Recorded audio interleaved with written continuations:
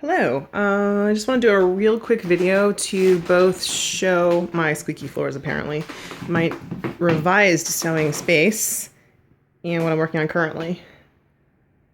This is my old storage that is not quite done yet in the reorganizing. It's all fabric and current projects, and that is my queue. That is stuff I won't get into now. More patterns, vintage patterns. That's all vintage patterns. That's the like, if the house is on fire, grab the box and run kind of thing. This is the new section of my sewing room where all of the fabrics that are sort of fabric queue are down here. There's some quilting and lingerie stuff that doesn't really have another home. And I've moved my IKEA table into I've turned it into a cutting table, which is amazing, and I wish I'd done it like years ago. And there's my corkboard. The IKEA tower that's always been in the corner now holds patterns, sewing machines, some fabric. This is mostly like interfacing and lining materials. This is like quilting batting, and my Swift and ball winder. And it's really great, actually, to have my patterns over here, because when I get them out, I can just plop them right over here and go through them without breaking my back. Now my sewing machines are on the old glass desk, which used to belong to my husband's first fiance. Thank you, Liz. I love this desk. It's really great. And yeah, it's not quite done yet, but that's what the sewing machines are. Serger, Bernina, they used to be this way. This is much better. Anyway, right now I am working on a project. I am grading up one of my favorite and well-nested patterns. It is McCalls 5400, which is a beach cover-up. And I love this pattern. I made it a couple years ago, and I love it. It's actually hanging over here. This is some like Betsy Johnson silk voile, and I love it so much. But when I'm like sweaty and hot and covered in sunscreen, it's a little like difficult to wrangle. I still wear it. Oh my gosh. It fits fine. There's plenty of room. There's like 4 inches of ease in this. But it's a size 18, which is the biggest size that it comes in. I measure for a 22. I never cut a 22. I usually cut between an 18 or a 20, depending on the ease, which is why I cut this. Now I want to cut it out of this lovely, amazing linen. I have like 3 yards of this 60-inch wide. It's washed already. Kind of sheer, not sheer, but see-through. Perfect for a beachy caftan. It's actually quite long. This is like mid-knee length. Not mid-knee length, mid-thigh length. It's above the knee, mid-thigh. Definitely covers the bum. The sleeves are quite long, which is actually really great. I ditched the facings for that one. I want to make it out of the linen, but I think I want to make it bigger. So I am grading it. I am grading it quick and dirty style because this is a really well-nested, well-engineered, well-drafted pattern. Everything's perfectly nested. You can see everything. So this is how I do my easy, quick grading when I have a really well-nested pattern. Everything matches here at the center front neck, which is how I learned how to grade. The second time I learned how to grade. That's a whole other story.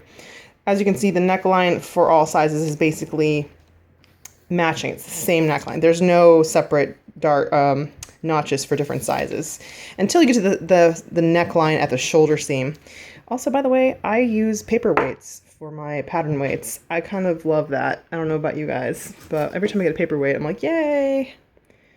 Drafting, yay! So this is a really well-nested pattern, and this is how I grade up when I am dealing with a pattern like this. I basically put my ruler.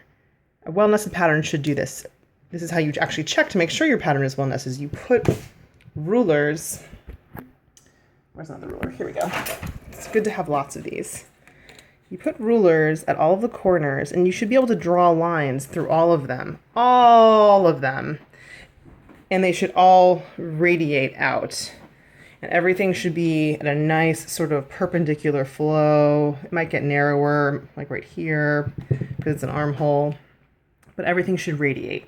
The pattern is drafted like this. It's wonderful. So even though it's a size 18, it is not a big deal for me to quickly grade it out to a size 18. I have put the pattern onto a piece of paper I have drawn a nice flat center front line. I'm going to add 4 inches in length this time because I have a lot of linen and I kind of want to make like a nice long caftan. It's not a caftan. Why do I keep saying that? It's not a caftan. It's a tunic. It's more like, you know, it's a tunic. So 4 inches. I am basically adding the same amount of length that is between these sizes. I'm adding it to the outside. So instead of an 18, I will have a 20.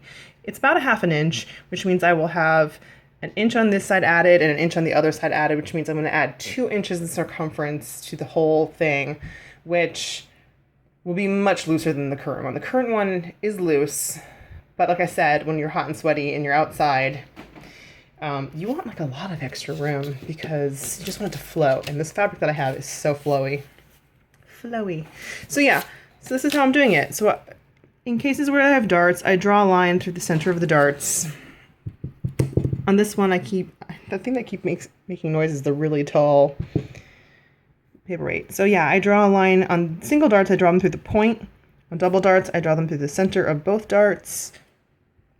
And on darts like this, not darts, notches. Notches, I draw them through the point as well. I'll do that in a little bit. And then the neckline's going to be easy because it's just copying the line. Yeah, it's really easy to do this. It's really, really, really easy to do this when you have a pattern that is well drafted. Drafted well. Excellently drafted. Love this pattern. Do I have the pattern envelope really handy? Do I have the pattern? I think it's over here. Is this it? Pay no attention to the mess in the corner. This is the pattern that I'm using. This is it. It's exactly what it looks like on me. That version over there. Yeah, that's what it looks like on me. Spot on. Love it so much.